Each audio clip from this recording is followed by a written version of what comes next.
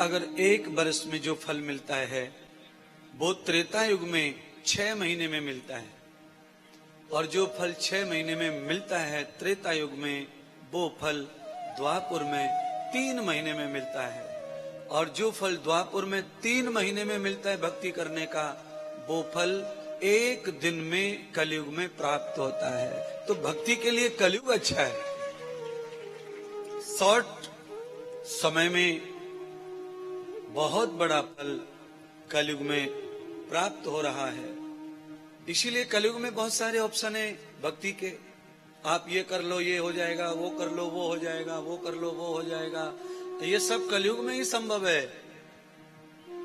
और किसी युग में जाएंगे तो ये संभव नहीं है, ये संभव नहीं है। वहां तो निश्चित करना पड़ेगा।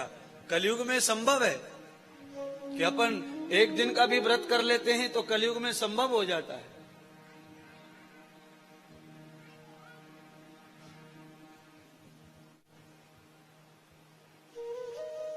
पब्लिक की तरफ करके चला गया हवा को उधर।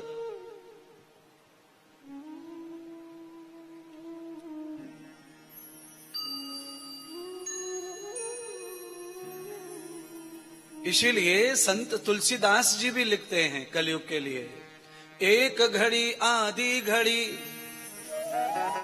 आदि के पुन आद।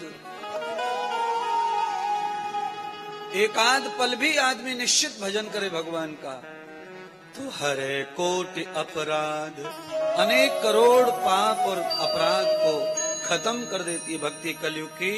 क्योंकि कलयुग में भक्ति का फल बहुत बड़ा है और समय भक्ति करने का छोटा है। तो करो ना, फायदा मिला है तो कम समय में ज्यादा तनख्वाह मिले वो नौकरी करनी चाहिए। 1 घंटे जाओ और तनख्वाह 12 घंटे की मिले तो वो कलयुग है। ये सब कलयुग से संभव है। तो कलयुग में कुछ अच्छा है, कुछ बुरा है। कलयुग में बुरा क्या है? नाज्याम पुत्रम वर्ण तो भार्याम भगिनी रक्षतो नस्वताम। कलयुग में कितना भी बहन राखी बांध ले पर रक्षा नहीं कर सकती भाई की। कलयुग में कोई भी भार्या यानी पत्नी आज्ञाकारी नहीं रहेगी। नस्यम पुत्रहा, न पुत्र आज्ञाकारी होगा और न शिष्य आज्ञाकारी होगा। कोई आज्ञा मानने वाला धार्मिक नहीं होगा कलयुग में। ये बुरी बात है। आज्ञा कोई नहीं मानेगा। बेटा चाहे कितना भी बढ़िया हो पर वो आज्ञा नहीं मानेगा। उसे लगा कि सही है तो मानेगा, नहीं लगा तो नहीं मानेगा। नीचे कर, इसमें हवा जा रही है तो हवा कम करो उसकी।